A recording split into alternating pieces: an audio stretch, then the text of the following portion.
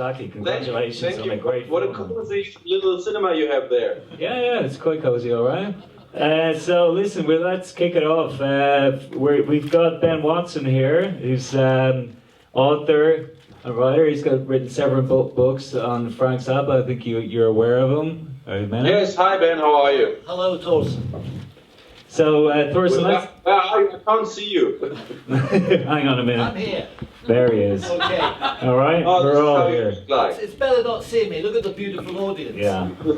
So, Thorsten, let's just kick it off. I'm just curious about the background of this film. Why Zappa? Why have you made this film about Zappa? What's your where did you come across him first? And yeah. Well, I grew up with the music of Frank Zappa. When I was at the age of 12, I had my epiphany in school. At the end of the year, every summer we were allowed to pick one album from the shelves from our music collection, and of course we picked. That was sometime in the late 70s. We didn't pick the Bachs and Brahms and Beethovens, but we picked the only rock pop music album that was there, which was a release of Deutsche Grammophon, actually, that was called Die Entwicklung der Popmusik, the evolution of pop music, and it had one track of the Mothers of Invention called Who Are the Brain Police, and the moment the needle hit the vinyl, I was sold to Frank Zappa's music. I hadn't heard anything like that before, and this is how it all started at the tender age of 13 or something like that. Cool. And the idea for the film, when did that generate? Well, that was a couple of decades later. Yeah, I'm sure. But well, I stayed true somehow to the music of Frank Zappa. I was always very fond of his music. But then, after being in film and documentary as a producer and filmmaker, always when you are in archives and working for TV, I was always curious, what is there in the archives? What do they have on Zappa? So I kept peeking into the archives, and every once in a while you run into a gem, into some unedited footage, into some stuff that people haven't seen. And if you look closely into those materials, I always felt that the whole different Zappa emerges from the one that people seem to know, from the one that was depicted and labeled with many cliches. So I thought, let's use all of those archive snippets and try to give him the word and talk about himself and see what comes out of that. Absolutely, it comes across beautifully that way. Absolutely. So, what do you think, Ben? What's your... Yeah, I think it was very, very successful and moving, because it gave a consistent picture of Zappa and his integrity throughout his life. And I found it quite an emotional experience, because it reminded me of my friends who also adhere to Zappa. And looking back on it, maybe I haven't thought about it like this before, but getting older, it's like we've actually lived in imitation of that we've admired that in the consistency, and we've attempted to live in the same way, that it's inspiring. So thanks very much, Thorsten, for that. I did have a question in my mind. It was about, sorry, you were going to say something. No, fine, I'm listening. Yeah. It was, when you heard this track, Who Are the Brain Police, at the age of 13, just tell me where you were. It's Germany? Yeah, yes, I'm German. I was in the.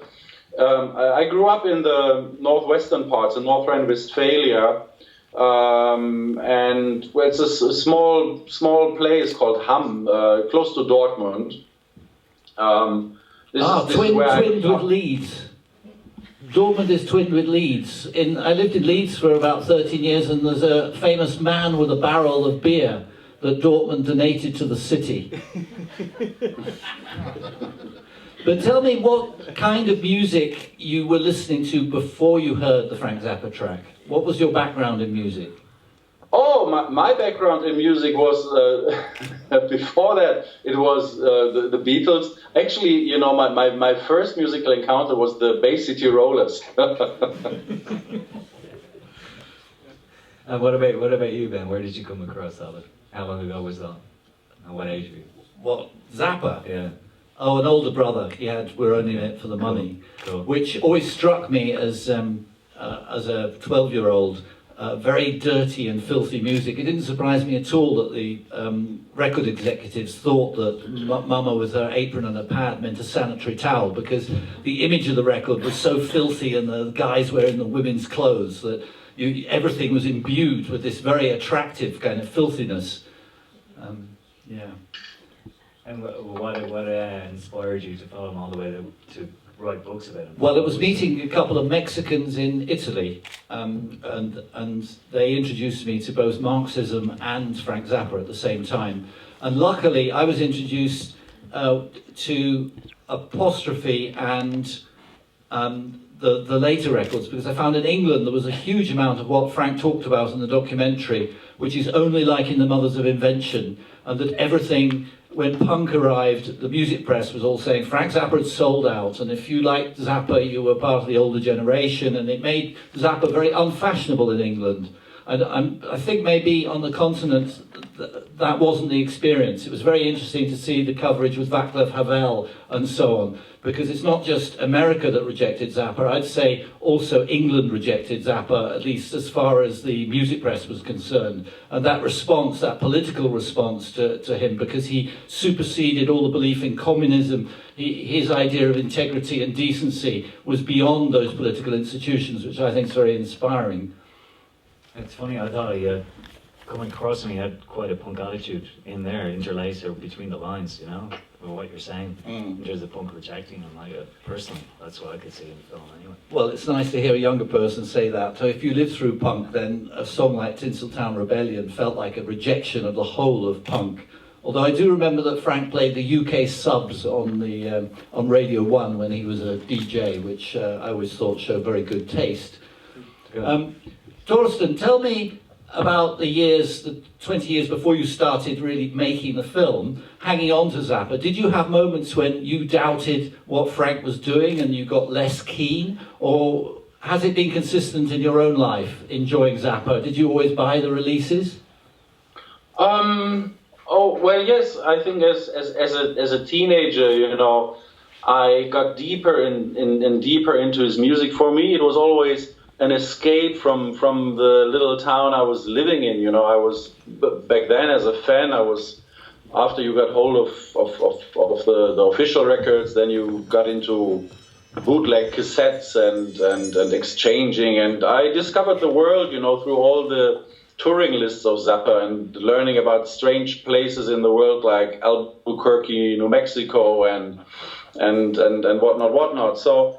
But after that, yes, I saw him many times live. I was lucky to be there at the Alte Oper concert in 1992 when he was there with the Ensemble Modern, and as some of you might know, the Zappa Family Trust, who is taking care of his musical legacy, they continuously released music. So I kept listening and was looking for the odd pieces. But of course, I mean, you also grow and get more curious into other musics.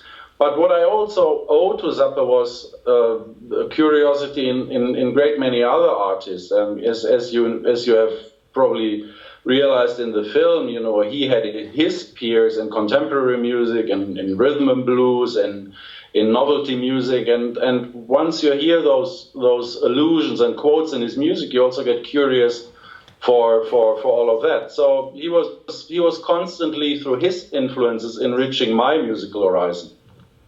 What about you, Ben? When did you first come across Frank? I thought it was beautiful the way you ended the film. I mean, partly the very ending, which was lovely, but ending with Zappa conducting Edgar Varese, because that's the one CD which has not been released that fans, I mean, Dance Me This was an incredible release for me because I felt it was a real finished Frank Zappa record and reignited my whole interest in Zappa. But that, I've never heard any of that before. To see him conducting it and the quality of the sound on it was so exciting. And to end with that, I thought was fantastic because it brought everything round to the beginning again. It was beautiful. Exactly. Yeah. Thank you. No, that was of course absolutely the intention, and I owe it to my editor, to many of the creative decisions, since it's always a teamwork. And we also were lucky, we found it in the CNN archives.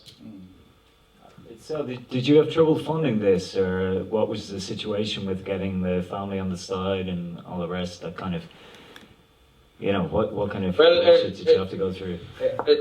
As you probably have heard, the Zappa Family Trust is not that easy to approach, and Gail Zappa, his wife, widow, who was taking care of his musical legacy, wasn't an easy character to approach. It took us 8 years, actually. The whole making of the film took us 8 years, and it took me almost 2 years only to get a foot into the door at the Zappa house, so to say.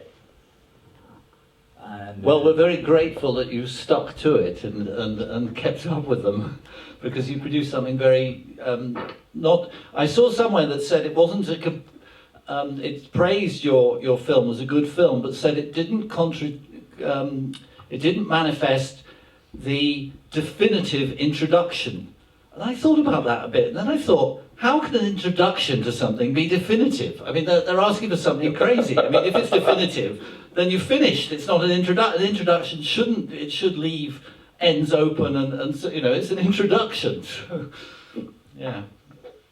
Well, let me tell you a little bit more, how it all started, because one of the first pieces that I found was, you remember this black and white piece with Horst Königstein and the blackboard in the back? That actually originates from a 90-minute unedited interview from 1969, and we had many of those things. And when I first wrote to Gail, I told her, look, I found something, and I'm pretty sure that many of the things that I have here you have never seen, and I really would like to talk to you in person about an idea for a film that I have. And Gail, in the beginning, was always saying, well, send it over and then we get back to you. And I realized that I only had this one chance to really express to her personally what I had in mind. And well, this went back and forth for a year and a half until she finally and luckily gave in. But the moment we met for the first time in person, she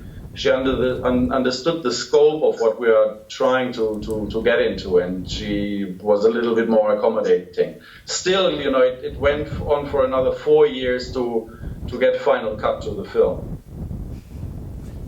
Definitely worth it in the end, though. Eh? I'm going to throw it out to the audience here. I'm sure there's some questions there, so if you can just wait for a mic. If anybody's got some questions, throw your hand up, or not. Okay, well, one over here, okay.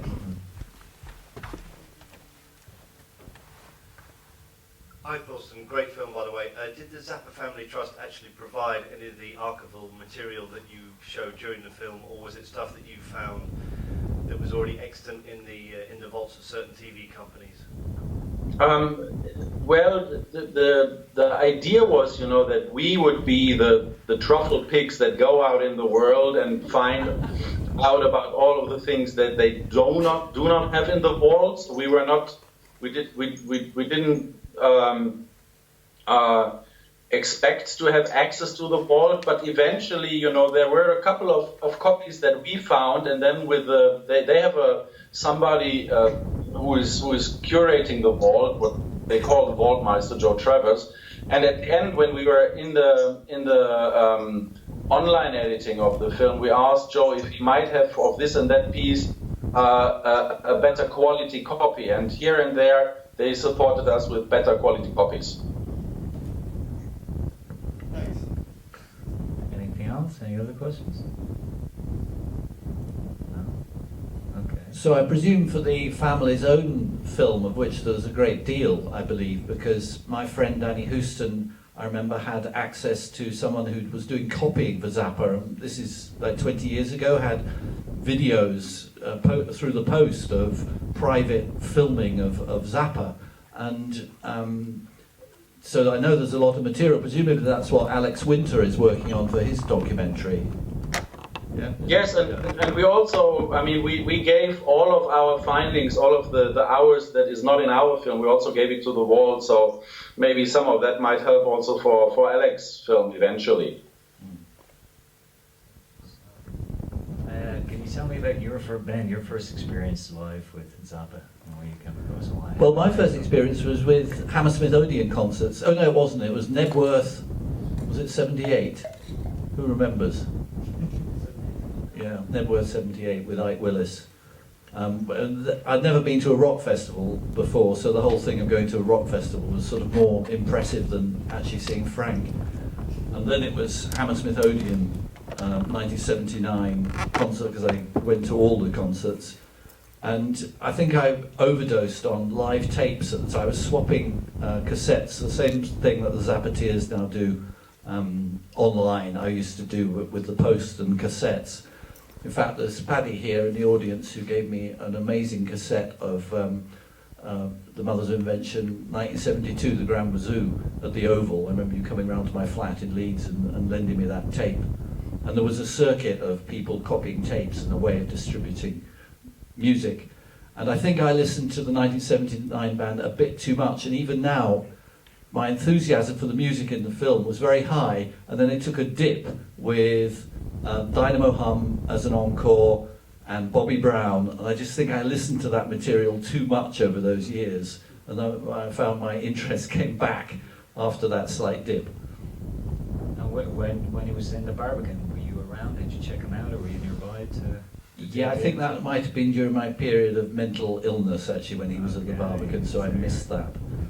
Fair enough. Yeah, but the return to, in interviews, Frank's always very insistent when people say you've now turned to classical music. He always finds that very annoying. He always wants to point out that he was composing at school and was consistent, and I think this film brings that out beautifully. The idea of a committed artist who has this commitment all the way through his life, and the commercial success is simply a means to realizing the music that he wants to hear, and that argument comes over really strongly. Whereas the people who equate exposure in the marketplace with the achievement of rock, that rock's important because it sells records, can't really map someone like Zappa, because he's standing up for artists, whatever their success. And throughout his life, he was pointing at artists who no one had heard of, that he supported, that he thought were extraordinary. When he began, I mean, in the 60s, a name like Varese or Boulez really was out of the sphere of anything you could read in the press. And in fact, I feel slightly guilty in my career as a music writer, writing for Wire magazine, is that I've made avant-garde music fashionable, and now it's a cachet, avant, and you get musicians who make careers out of declaring that they're avant-garde. And of course, as in any genre, 99% of it's complete shit. Of course, if you say that, you can't write for that magazine anymore. But it's been a distinct problem in developing a Frank Zappa-inspired idea that the avant-garde matters, and making that an argument within the marketplace actually produces problems. What he would hate, actually. He would just wouldn't stand for it. Yeah, that's kind of part of what I was just going to ask you. What you thought about both of you, what his legacy is. So I mean, that touches on it. But what about you, Thorsten? What do you think Frank Zappa's legacy is at the moment in terms of influence, or if any, out there in music or art? Well, some 20 years ago, shortly after he passed away, I conducted. Do you say conducted? I did a lot of interviews with his former musicians. I also asked them in 1994, what do they think is going to remain, and they all said, we have to see like 20, 50 years down the pike if his music is still going to present, if his music is still going to be present. And what we can say from today's point of view is that some of his music has entered into the canon of contemporary music. There's Ensemble Modern is still performing his music. There's great many other ensembles like Ascolta and many others who are playing his music. But you also have to be aware of the fact his music is not that easy to play, and it takes time and money to rehearse, and this is of course always an issue with financing of music. So the music is still present. It's very much in the musician circuit. I think it's very much present. But we also have to realize, that the original fans, those who saw him for the first time in the '60s, they are busy dying out.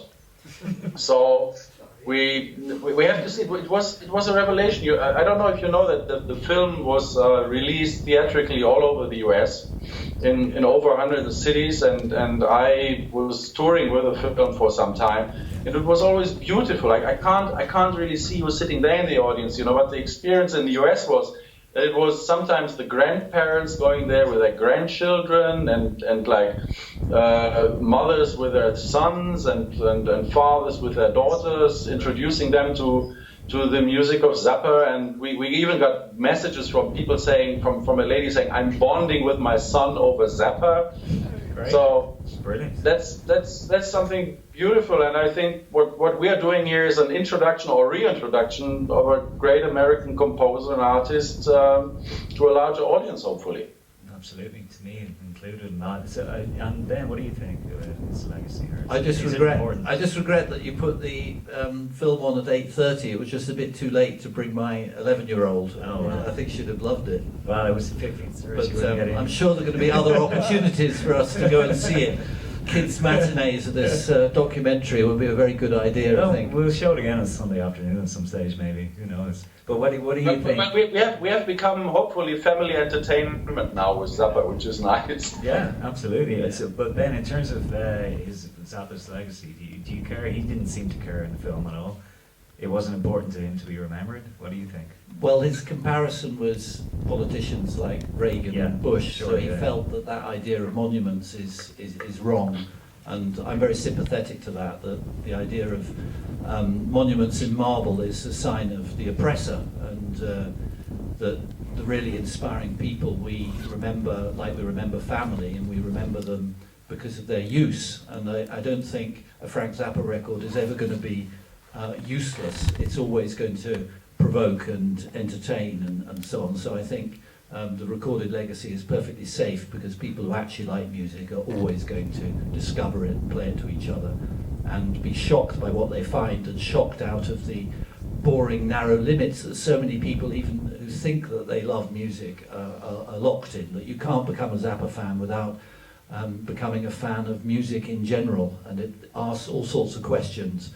I always like to play people a segue between Hyperprism by Edgar Varese and Love That Will Not Die, which is a track by Johnny Guitar Watson. And you segue them and you cannot tell when one stops and one starts. And then you ask, why is Edgar Varese considered to be classical music, and why is Johnny Guitar Watson funk? What is the difference between it if you get to such a high level of musical clarity and intent?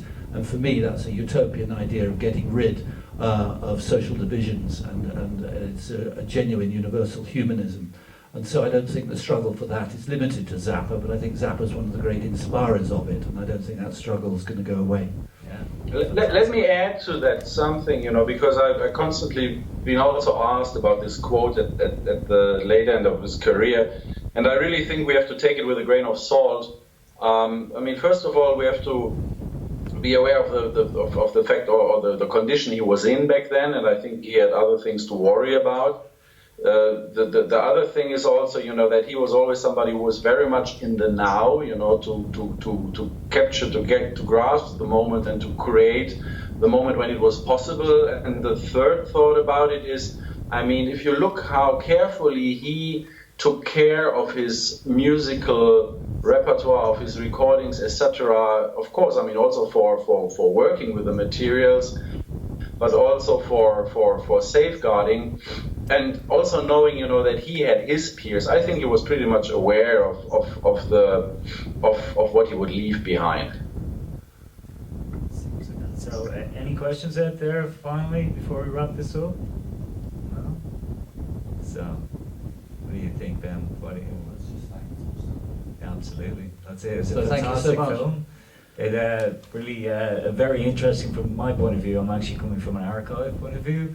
So I worked 12 years in the archives. It's beautiful to see archive put together in such a sharp, particularly from your editing point of view and the editor you had. I think it works beautifully.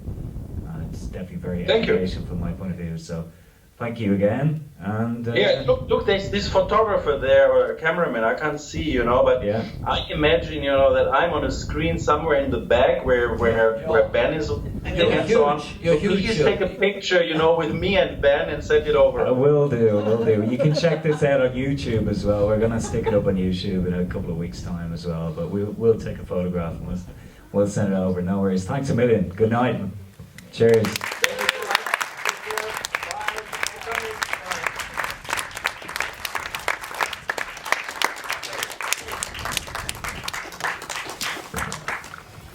I'm gonna switch off now, huh?